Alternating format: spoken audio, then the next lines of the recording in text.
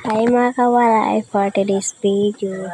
So, ngayong araw ho ay pupunta kami sa ilog para maligo at makikita nyo na naman ho ay napakatirik yung araw, napakainit po dito mga kawaray. So, nagdala na rin ho kami ng manok at mainom kasi habang nililinis yung manok, may iinumin rin ho kami. Tapos, kaya po naisipan talaga namin dito pumunta kasi alam naman ho namin na doon ang malamig.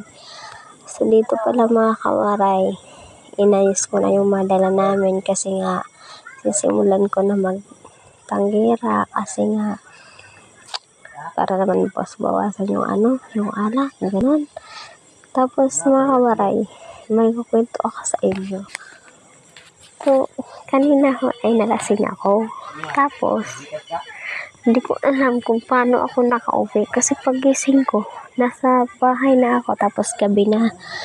Tapos, pakasakit ng ulo ko. Tapos hinahanap ko malamig na tubig. Tapos, wala ko gana kumain. Tapos, napatanong na talaga ako sa partner ko. Sabi ko, paano tayo nakauwi? Ang sabi naman ng partner ko ay, lasing daw ako. Tapos nalaglag yung cellphone kaya pala may basag.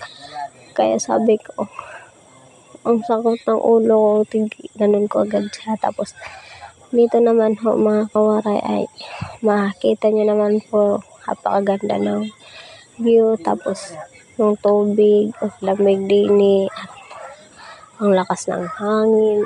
Basta ang lamig talaga.